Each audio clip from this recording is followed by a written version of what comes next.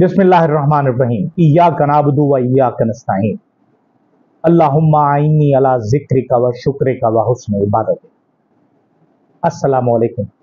MTL TV के साथ मैं हूं MTL।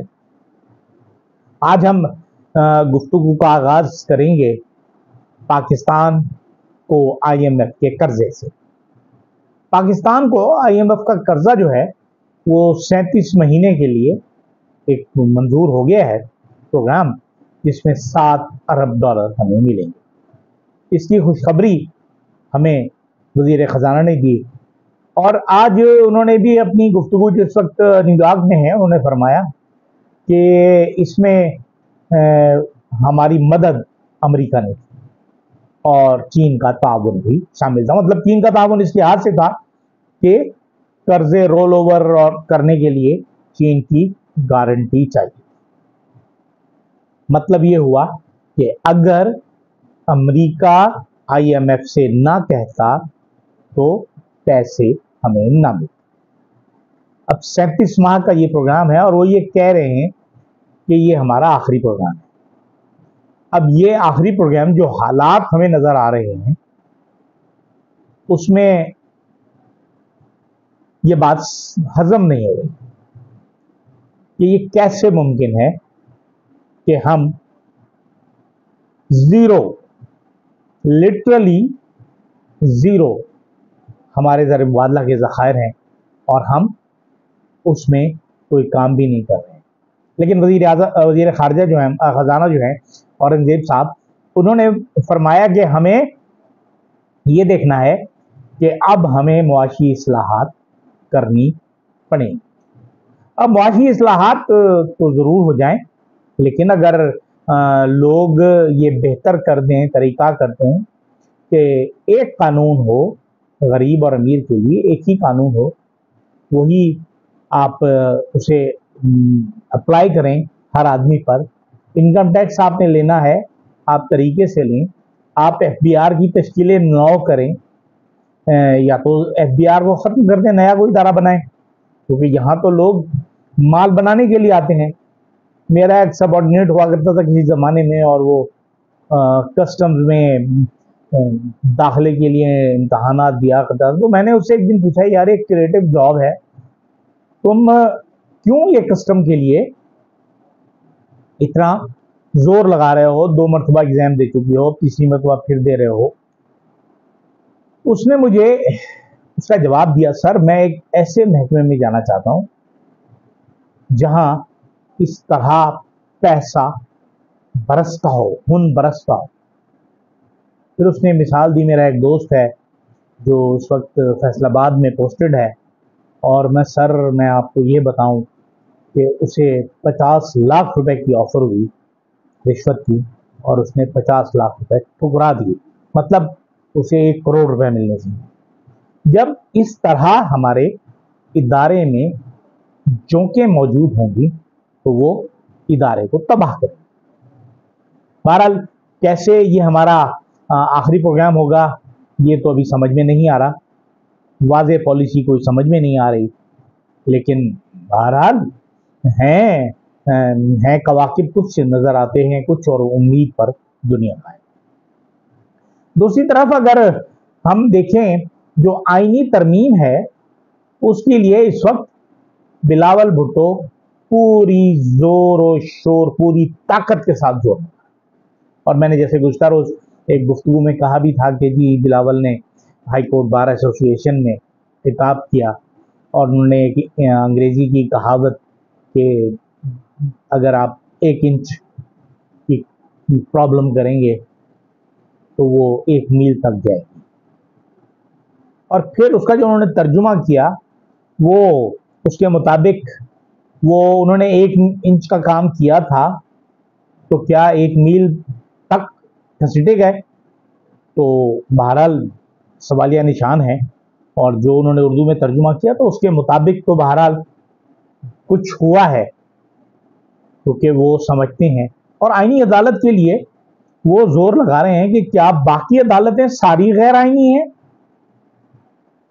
जब 60,000 केसेस में से मुश्किल से 180-85 आईनी केसेस हैं, तो उनके लिए ये आईनी अदालत बनाने का क्या जवाब है? क्या हमारे पास इतना पैसा है कि हम मजीद 5 जजेस को लुटा सकते हैं और काम के बगैर उन्हें दे सकते हैं? बहरहाल ये सोचना हमारे उन ताकतवर हलकों का काम है। लेकिन एक बात जो नजर आ रही है कि इस वक्त पाकिस्तान पीपल्स पार्टी और पाकिस्तान मुस्लिम लीग नून, इनके दरमियान खलीज बढ़ना शुरू हो गई। जनाब मियां नवाज शरीफ जो इस्टेब्लिशमेंट की एक ताकत और अपने भाई को अपनी पीठ में छुरा घोंपने का जिम्मेदार समझते हैं, मियां शहबाज शरीफ को, वो लंदन की यात्रा के लिए तैयार हैं। अब उनका मुंह बंद रखने के लिए उनसे क्या श्योरिटीज और गारंटीज मांगी जाएंगी। लेकिन मियां साहब धुन के पक्के हैं, वो करते वही हैं जो उनके मिजाज में आता है। वो जब उन्हें धोखा दिया जाए तो वो उसे मुआफ नहीं करते। अब इस वक्त वो अपने भाई को मुआफ करेंगे या नहीं करेंगे, लेकिन अगर वो लंदन चले जाते हैं और वो वोट को इज्जत दो के बयानिए पर दोबारा आ जाते हैं तो फिर क्या होगा?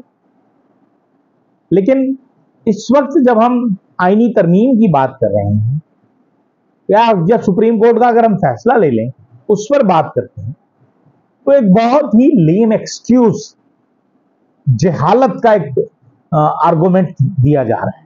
और ये मैं इरफान सिद्दीकी जैसे पढ़े लिखे लोग अब वो आर्गुमेंट दे रहे हैं कि भाई एक मर्तबा बहैसियत आजाद रुकन मुंतखब होकर किसी पार्टी के लिए हलफनामा जमा करा दिया तो उसके बाद आप तब्दील नहीं कर सकते। बिल्कुल दुरुस्त बात, कानून भी यही कहता है। लेकिन इरफान सिद्दीकी साहब और बाकी तमाम लोग जो भी बड़े बड़े जुगादरी हैं इस वक्त मुस्लिम लीग नून के या पाकिस्तान पीपल्स पार्टी के, जो ये कह रहे हैं कि हलफनामा एक दफा दिया जाता है, यकीनन एक दफा दिया जाता है और 3 दिन के अंदर अंदर आपने ऐलान करना होता है। लेकिन ये सूरत हाल बिल्कुल मुख्तलिफ। सुप्रीम कोर्ट के फैसले में ये कहा गया कि आपने पाकिस्तान तहरीक इंसाफ से इंतखाबी निशान लिया बल्ला, आप उससे इलेक्शन लड़ने का हक नहीं ले सकते। बहैसियत पार्टी वो इलेक्शन में हिस्सा भी ले सकती है और उसने हिस्सा लिया भी, लेकिन आपने उसे पार्टी माना नहीं।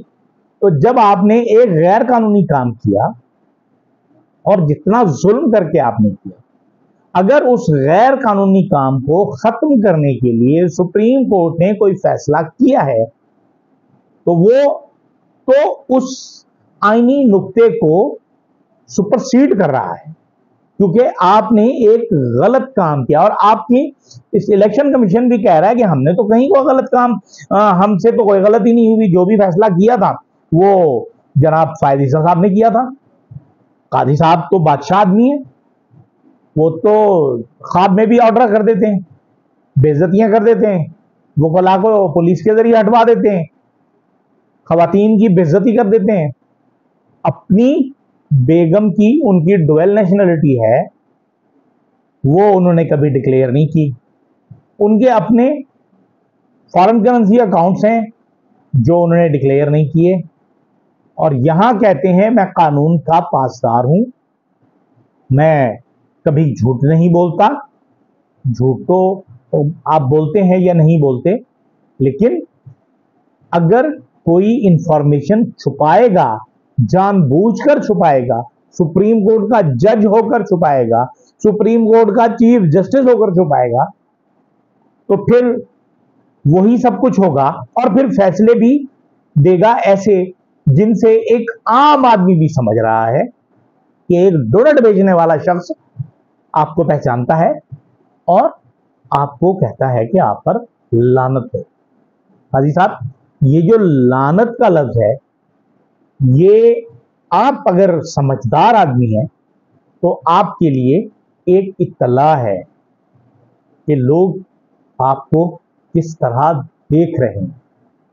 एक डोनट बेचने वाला सेलमैन, पता नहीं पढ़ा लिखा है नहीं है, लेकिन वो आपसे इस तरह के जुमले आप पर कस रहा है, तो आम आदमी आपको क्या सोच रहा होगा? तो आप इस मुल्क में रह सकेंगे? नहीं रह सकेंगे। तो खुदारा वो फैसले करें जो आप समझते हैं कि आप, वो लोग कहते हैं कि वो पीटीआई जो है यू टर्न बहुत लेती थी, इमरान खान ले लेती। आपके तो जो यू टर्न है, आप तो राउंड अबाउट में आ गए, आप तो राउंड अबाउट में घूम रहे हैं। जैसे प्रैक्टिस एंड प्रोसीजर एक्ट है, बिल है, उस पर जो ऑर्डिनेंस आया, आपने आओ देखा ना ताओ, 2 मिनट में आपने उस पर नई कमेटी बना दी। क्यों भाई? उस पर आपने मशवरा किया था, फुल कोर्ट एक मीटिंग बनाते बुलाते, उसमें अगर आप जस्टिस मुनीब अख्तर को हटा रहे थे तो आप उनके बाद जस्टिस मुनीब अख्तर, काजी जस्टिस याया अफरीदी को आप शामिल करते। अब आप कह रहे हैं कि नहीं, उन्होंने तो मुझसे इनकार कर दिया था। तो आप जब भरी अदालत में सबके सामने बात करते तो कोई बात बनती। बहरहाल ये तो एक कहानी है जो चल रही है, और ये जो है नविश्ता दीवार है हमारे उन ताकतवर हलकों के लिए भी, कि लोग आपके बारे में क्या सोच रहे हैं। मुझे बहुत ज्यादा तकलीफ होती है, बहुत ज्यादा दुख होता है कि इस वक्त हमारी मुसल्लह अफवाज का और अवाम का जो एहतराम और इज्जत का रिश्ता था वो खत्म हो गया। फौज आम आदमी की इज्जत नहीं करती। पहले बलोचों को मार रही थी, फिर सिंधियों को मारा, मुहाजिरों को मारा, पठानों को मारा, पख्तूनों को मारा, अब पंजाब में घुस गई। हालांकि सामने नहीं है, लेकिन फिर भी हर शख्स ये समझता है कि ये सब कुछ इनके इशारे पे हो रहा है। क्यों हो रहा है? ये बदएतमादी की इंतहा क्यों पहुंची? मुझे याद है कि जब कराची में बहुत हालात खराब हुआ करते थे, हंगामे होते थे, लोग जला रहे हैं एक दूसरे को, फायरिंग हो रही है, पुलिस की मोबाइल एक तरफ खड़ी हुई है, वो हवाई फायरिंग भी कर रहे हैं तो कोई नहीं हट रहा। इतने में कोई एक ट्रक आया फौज का, या एक जीप आई फौज की, जिसमें से एक सूबेदार निकला या एक नौजवान लेफ्टिनेंट निकला, 4 सिपाही निकले। जैसे ही फौज की जीप को देखा, फौज की गाड़ी को देखा, लोग एहतराम के साथ फौज आ गई, फौज आ गई, फौज आ गई करके डिस्पर्स हो गए। लेकिन अब वो चीज नहीं है। ये इज्जत की बहाली एक इतना बड़ा अमल है, इतना बड़ा काम है, जिस पर आपको सोचना है। लेकिन एक बात फिर भी तय है कि इन तमाम मामलों के बावजूद इमरान खान ने ये साबित कर दिया कि वो पाकिस्तान का सबसे बड़ा लीडर है। इस वक्त इमरान खान जाहिर है 1 साल से ज्यादा अरसा हो गया जेल में है, और मुश्किल तरीन हालात में। हालांकि हमारे अताउल्लाह तारर जो हुकूमती नुमाइंदे हैं वो कह रहे हैं वो 5 स्टार जेल में रह रहा है, जैसे 5 स्टार होटल में रह रहे हैं। अल्लाह करे ये लोग भी उसी तरह की 5 स्टार जेल में रहें, इन्हें भी उसी तरह रहने का मौका मिले, वहां साल, 1.5 साल, 2 साल रहें, मजा करें, यदि 5 स्टार जेल से बाहर निकल के वापस आए। लेकिन दुनिया में, इस्लामी दुनिया में, बैनुल अक़वामी दुनिया में, और पाकिस्तान में तो है ही, उसकी मकबूलियत इमरान खान की वो इंतहाओं को छू रही है। अब इमरान खान से पीछा छुड़ाने का सिर्फ एक तरीका है कि वो जिंदा बाहर ना आए, मार दिया जाए, जैसे उनको खौफ है। खौफ नहीं, बल्कि उन्हें अंदाजा है कि ये होगा, जैसे उन पर कातलाना। लेकिन एक बात और भी है कि आपने या लोगों ने जब मारा लियाकत अली खान को, खामोश रहे, फिर फांसी चढ़े जुल्फिकार अली भुट्टो, थोड़े हंगामे हुए, फिर कत्ल हुई बेनजीर भुट्टो। इस मुल्क में जो कुछ हुआ हम सब ने देखा, लेकिन खुदा ना खास्ता अगर इमरान खान को कुछ हुआ जेल में या बाहर कहीं कुछ हुआ, तो उसका जो रिएक्शन मैं देख रहा हूं बहैसियत एक आम आदमी, बहैसियत एक सहाफ़ी, वो शायद